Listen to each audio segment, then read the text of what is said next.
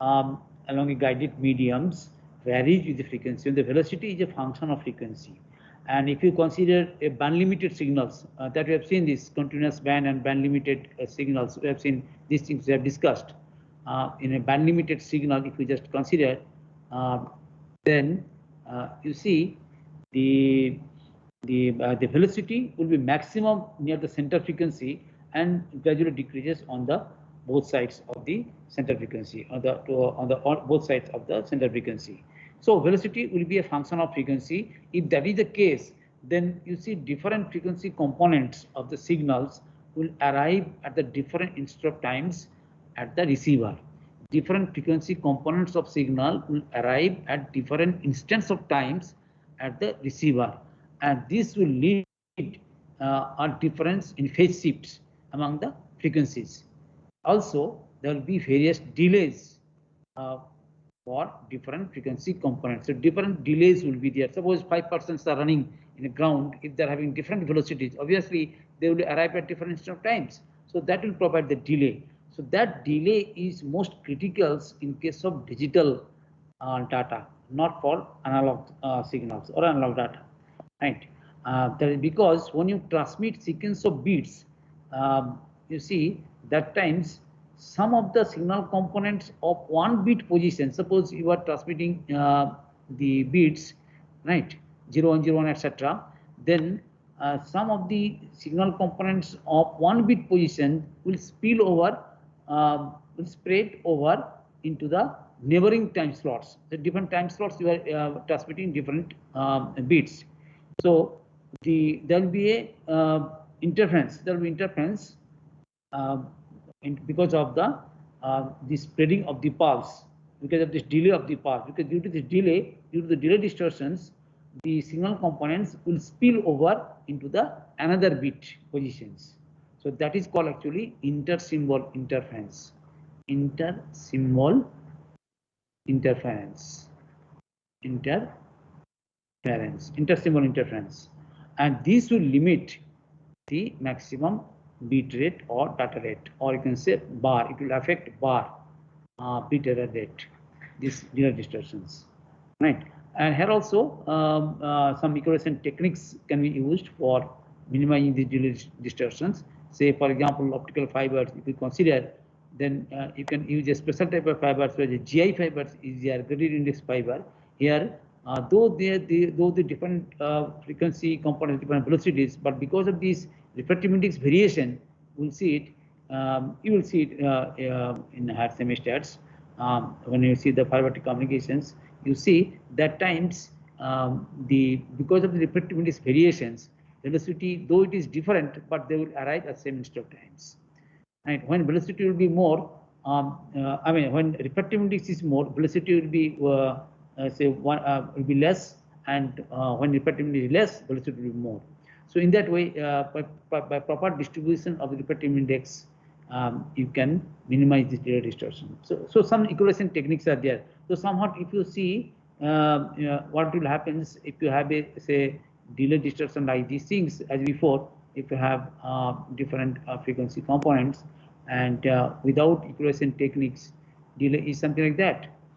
Somewhere delay, say if it is 1000 1000 microsecond, it is 2000 microsecond, it is 3000 microsecond. The delay corresponds to different frequencies. So it is 500, etc. 500, 1000, 1500, 2200, 500 hertz frequency. Then you see the variation of delay will be there. But if you have some equalization techniques, then you see it will be almost similar. Similar delay will be there for throughout the frequency range. So that is the delay distortion. So it is most important in case of digital signal schemes. Next, you see, so the two types quite clear. Two types signal impairments. One is attenuation distortion. Second is delay distortion. Third one is also most important. That is the noise. What is noise? Noise actually when you transmit some signals through some mediums, then the receiver will receive the transmitted signal. You cannot say the exact signal. It is a modified signals. It will receive the modified signals, maybe attenuated signals, maybe some distorted signals. So it will receive the modified transmitted signals plus some additional unwanted signals that are inserted somewhere between transmission and receptions. So some unwanted signal will be there, that is called noise. So it is nothing but unwanted signals that is received by the receiver, right? And what are the types of noises? The noises can be, you see, and this is a limiting factor, in fact, in communication systems, whether it is mobile communications or the satellite communication or 5G communication. This noise is most important, right? It will limit the performance of that particular communication systems. So see, it can be divided into four categories. This noise, four categories are there. One is thermal noise,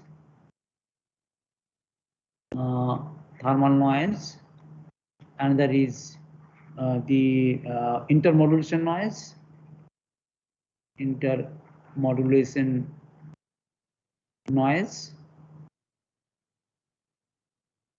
third one is the crosstalk, and fourth one is the impulse noise.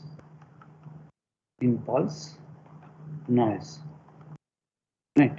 The thermal noise, it is due to the thermal agitation of the electrons, the movement of the electrons because of the temperature. The thermal agitation of electrons, and it is a function of temperatures. It's thermal noise. It is inherent. You cannot eliminate it. It is inherent. All the communications, it exists in all the communications. Thermal noise, because of the thermal agitation of electrons, and it's a function of temperature, and it is distributed throughout the bandwidth. Distributed uniformly throughout the bandwidth. That's why it is also called the white noise. It is the white noise. It is uniformly distributed throughout the frequency range of the communication systems, right? So that's why it is called the white noise, and it cannot be eliminated, and it places an upper bound on the communication systems, and it is more significant in case of satellite communication. It is most critical in case of satellite communications, right? And this noise, it can be estimated. It is N0 over a bandwidth of 1 Hz. For 1 Hz bandwidth, the estimated N0 thermal noise over a bandwidth of 1 Hz, that is KT. It is watt per Hz, right? K, the Boltzmann constant, is the temperature in kelvins, right? Where N0, it is the noise power density in watts per hertz, right? And this noise is, just now I mentioned, it is input distributed, so it is independent of frequency. And so for a bandwidth, if the bandwidth is a B, this for 1 hertz, for a bandwidth of B, this noise will be N0 into B, that is KT into B, and in dB watt, it is this N dB watt. It will be, that is the relation is most important. So it will be, if you apply the Boltzmann's constants values of these ones, that will be minus 20 to 128.6 dB watt plus 10 all log 10 log T plus 10 log B. This relation is most important. So in this way, you can estimate the thermal noise. So it is independent of frequency, right? And so it is called a white noise. Second is intermodulation noise. Intermodulation noise, you see, that occurs because of the intermodulation. This is 1, 2, 3, 4. No, this is second. intermodulation noise. First, we have seen the thermal noise. This is one thermal noise. This is intermodulation noise. This noise appears whenever new frequencies are generated in the communication systems. Right. I mean, there can be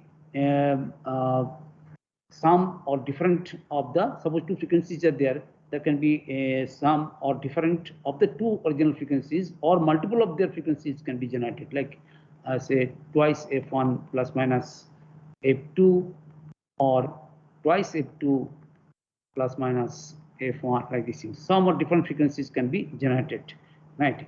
Why this generation will be there? That is because of the nonlinearities. There can be nonlinearity. This is most important. You just note it. There can be nonlinearity. Say nonlinearity in the transmitter or in the receiver or the intervening mediums.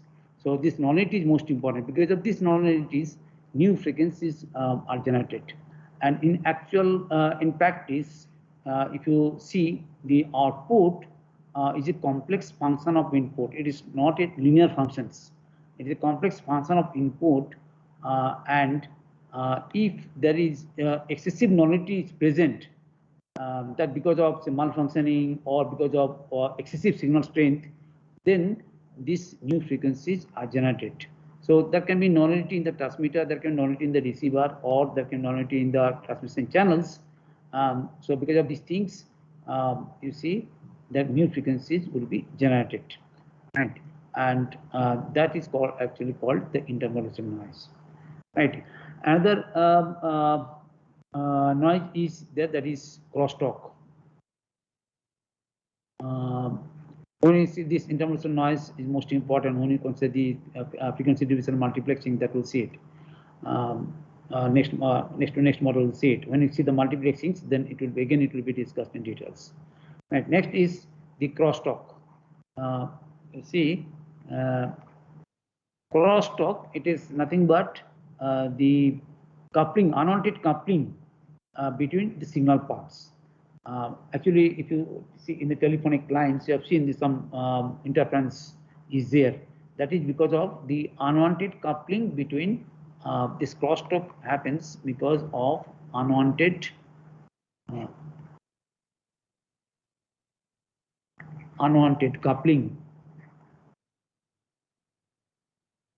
couplings between signal paths, and it can be electrical couplings between the nearby twisted wires. When you see the twisted lines, twisted telephonic lines, if you see, so it can be electrical coupling between the twisted pairs, or it can be coaxial cables. They're carrying multiple signals, so there can be a signal coupling from one to the others, or it can be microwave antennas, where the antenna can pick up some unwanted signals apart from these the desired signals. Some unwanted signals, when it picks up, that times this crosstalk will occur. This crosstalk is, of course, is the same order as maybe slightly less than the thermal noise. So there is a crosstalk, and if you see these three types of noises, these are actually predictables and relatively constant, right? But you see, so if they are predictables and relatively constant, then you see it is possible to engineer transmission systems to cope with them. I mean, you can minimize or you can tackle those problems. What should be the signal strength or like these things, right? You can overcome these things.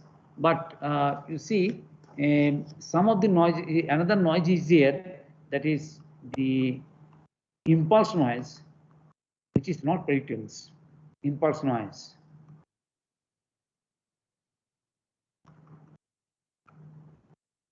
Impulse noise, which is not predictable. It is non-continuous and consisting of irregular pulses.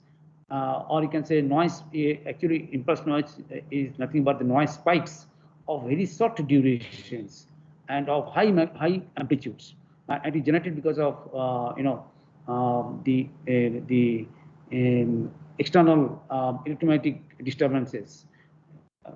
This impulse noise may be generated, and like say there can be lightning. I told you there can be lightnings or can be faults and flaws in the communication system. So because of faults or because of lightnings, this impulse noise might occur in the communication systems, which is not predictable, right, and non-continuous, right. And this impulse noise, of course, it has less effect on it, less annoyance, you can say, for analog communication systems. So voice communication, if you see communication continuous signals, if this impulse noise is here, you see noise is of very short durations, so there will be no loss of intelligibility. I mean, no information will be almost similar information will be there, right? Information will be as such. But this, if this impulse noise is present in case of these digital data communication systems, then it will have a greater effect. I mean, say noise spikes of, say, if you consider, say, simply 0.01 second, then also it can destroy maybe 1,000 bits, 500 to 1,000 bits of data, which are being suppose if the transmission, say, it is 56 kbps, you can estimate if this is 56 kbps, right? If the data rate, then if noise duration of 0.01 seconds, then almost 560 bits will be destroyed. It just imagines. So it has a greater effect, this impulse effect, on digital signaling schemes. So these speed signaling schemes are there. Okay. Next, since 4 o'clock, I have to stop.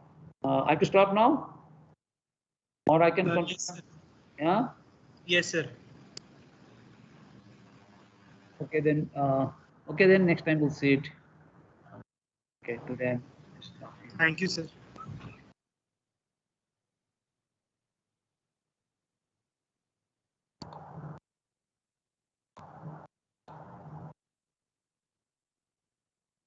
Okay, next time we'll